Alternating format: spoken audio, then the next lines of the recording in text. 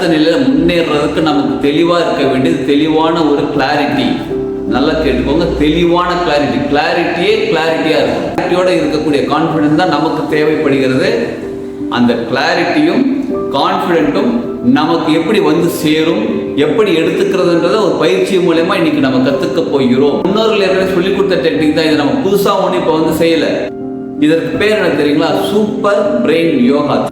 நீங்கள் யாராக இருந்தாலும், ஸ்டூடெண்ட்டாக இருக்கலாம், குடும்ப தலைவியாக இருக்கலாம், குடும்ப தலைவராக இருக்கலாம், பிஸ்னஸ் பர்சனாக இருக்கலாம், கவர்மெண்ட்டில் அஃபிஷியலாக இருக்கலாம், கவர்மெண்ட்டில் ஒர்க் பண்ணுற பர்சனாக இருக்கலாம், ப்ரைவேட் கம்பெனியில் ஒர்க் பண்ணுற பர்சனாக இருக்கலாம், படிக்கிற ஸ்டூடெண்ட்டாக இருக்கலாம், நீங்கள் வேலைக்கார ஆளாக இருக்கலாம். யாராக இருந்தாலும் நம்ம வாழ்க்கையில் அடுத்த நிலையில் முன்னேறதுக்கு நமக்கு தெளிவாக இருக்க வேண்டியது தெளிவான ஒரு கிளாரிட்டி.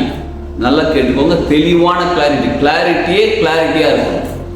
நிறைய பேர் என்ன சொல்கிறாங்க, நம்ம வாழ்க்கையில் கான்ஃபிடென்ட்டாக இருந்தால் முன்னேற முடியும், நம்ம எப்பயுமே சாதிக்க முடியும், நம்மளை நம்பினா முன்னேற முடியும்னு சொல்கிறாங்க. நிச்சயமாக நமக்கு கான்ஃபிடென்ட் தேவைப்படுகிறது. ஆனால் கிளாரிட்டியோடு இருக்கக்கூடிய கான்ஃபிடென்ட் தான் நமக்கு தேவைப்படுகிறது.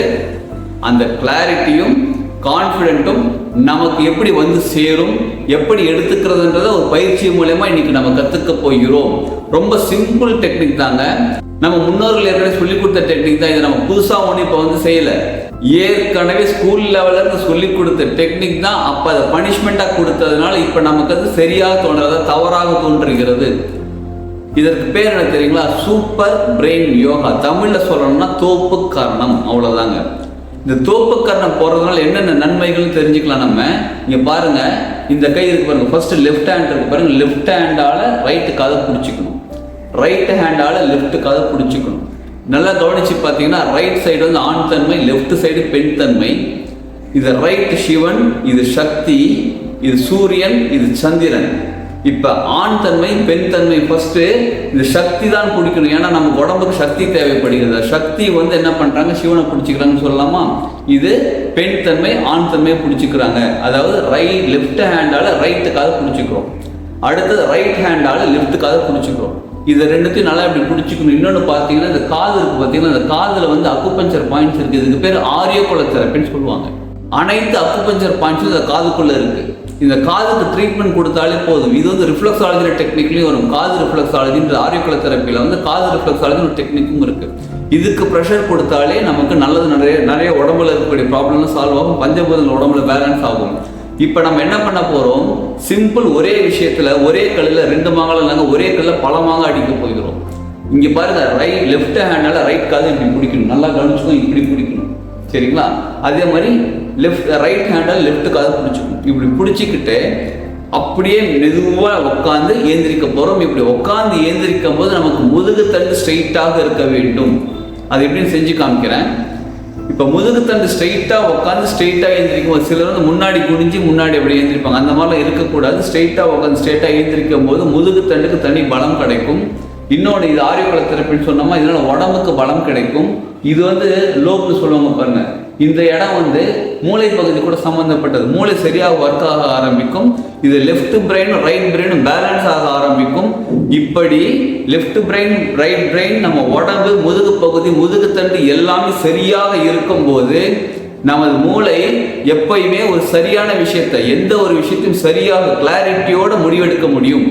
இதை இப்படிதான் செய்யணும், இதை இப்படி பண்ணணும், இப்படி செய்ய இது சரியாக நடக்கணும். கிளாரிட்டியோட நடக்கும்போது நமக்கு ஒரு கான்ஃபிடென்ட் பிறக்கும். அப்போ இந்த கிளாரிட்டியும் கான்ஃபிடென்ட்டுமே நம்ம வாழ்க்கை சூப்பராக மாற்ற ஆரம்பிக்கும். சரி, இது ஒரு நாளைக்கு எத்தனை தடவை செய்யணும்னு கேட்குறீங்களா? காலையில் சூரிய உதயம் வரதுக்கு முன்னாடி எழுந்திரிச்சு 7 தடவை செய்ய ஆரம்பிங்க. ஒரு வாரம் தொடர்ந்து செய்யுங்க. அதுக்கப்புறமா 2 நாளுக்கு ஒரு தடவை ஒன்று இன்க்ரீஸ் பண்ணிட்டே வாங்க. கிட்டத்தட்ட 40 நாளுக்குள்ள நம்ம 21 தடவை செய்ய வந்துடுவோம். 21 நாள் என்னைக்கு செய்ய ஆரம்பிக்கிறோமோ அன்னியிலிருந்து தொடர்ந்து 48 நாளைக்கு நம்ம 21 தடவை செய்யும் போது அதுக்குள்ள உங்க வாழ்க்கை எப்படி மாறுதுன்னு பாருங்க. உங்களுக்கு உடல் நலம் சரியாக மாற ஆரம்பிக்கும். உங்களோட தாட் ப்ராசஸ், திங்கிங் பேட்டர்ன் மாற ஆரம்பிக்கும். ஒரு விஷயத்திலையும் நீங்க எடுக்கக்கூடிய முடிவு எவ்வளவு தெளிவா இருக்கும், உங்களுக்குள்ள எவ்வளவு கான்ஃபிடென்ட் பிறக்கும் தெரியுங்களா? வாங்க, இந்த சூப்பர் பிரெயின் யோகாவை எப்படி நம்ம செய்யலாம்னு கத்துக்கலாம். நேராக நின்றுக்கணும். 2 காலும் இந்த மாதிரி கையை வச்சு நின்றுக்கோங்க. அதாவது ஷோல்டருக்கு நேராக 2 பாதங்கள் இருக்கிற மாதிரி பாதங்கள் 2 நேராக இருக்கணும். நேராக நின்றுட்டு ஏற்கனவே சொன்ன மாதிரி இந்த லெஃப்ட் ஹேண்டை ரைட் காலில் பிடிச்சிக்கணும், ரைட் ஹேண்டால் லெஃப்ட் காலை பிடிச்சிக்கணும். காலை பிடிச்சிக்கிட்டு நேராக இருக்கோமா, நேராக நின்றுட்டு முதுகு தண்டு ஸ்ட்ரெயிட்டாக கீழே இறங்கி எழுந்திருக்கணும். இப்போ என்ன பண்ணுங்க, இன்னொரு விஷயம் என்ன பண்ணுங்க, நாக்கு உள் பக்கமா மடக்கி வச்சுக்கோங்க. அதுக்கு பேர் கேசரி முத்ரா.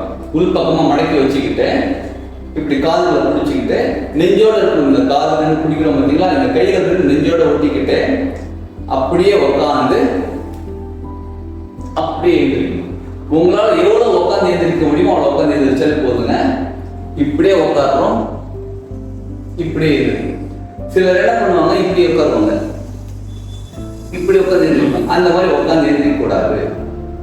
முதுகுத்தண்டு ஸ்ட்ரைட்டா இருக்கும். உங்களால் எவ்வளவுதான் முடியுமோ ஓகே, இப்படி உட்காந்து எழுந்திரிக்க ஆரம்பத்தில். போக போக போக உங்களால் ஃபுல்லா உட்கார முடியும். எவ்வளவு முடியுமோ அவ்வளோ செய்யுங்க. ஃபர்ஸ்ட் ஆரம்பத்தில் 7 செய்வோம். பொறுமையா உட்காரணும், பொறுமையா இருக்கணும். இப்ப இதை செய்யும் போது நம்ம மூச்சு காக்க கவனிக்கணும். மூச்சு காக்க எப்படி போயிட்டு மூச்சு காக்க எப்படி வருதுன்னு கவனிக்கணும்.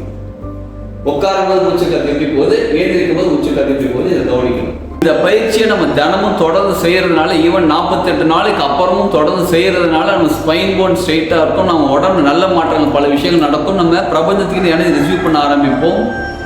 நம்ம எடுக்கக்கூடிய ஒவ்வொரு முடிவுகளும் ரொம்ப கிளாரிட்டியோட, கான்ஃபிடண்டோட செயல்கள் செய்ய ஆரம்பிப்போம். இதை தொடர்ந்து செய்வோம். இதை தொடர்ந்து செஞ்சு அதனால உங்களுக்கு என்ன பலன்கள் கிடைச்சது அப்படின்றத நீங்க கமெண்ட் பண்ணுங்க. நிறைய பயிற்சி வகுப்புகள் நடத்திட்டு இருக்கோம். அதை பத்தி நீங்க டீட்டெயில் தெரிஞ்சுக்கிறதுக்கு நீங்க டிஸ்கிரிப்ஷன்ல உங்களோட கான்டாக்ட் நம்பருக்கு வாட்ஸ்அப் பண்ணுங்க. உங்கள் வாழ்க்கை சிறப்பாகவும் செழிப்பாகவும் ஆனந்தமாகவும் ஆரோக்கியமாகவும் மகிழ்ச்சியான வாழ்க்கையாக மாறுவதற்கு என் வாழ்த்துக்கள். வாழ்க வளமுடன்.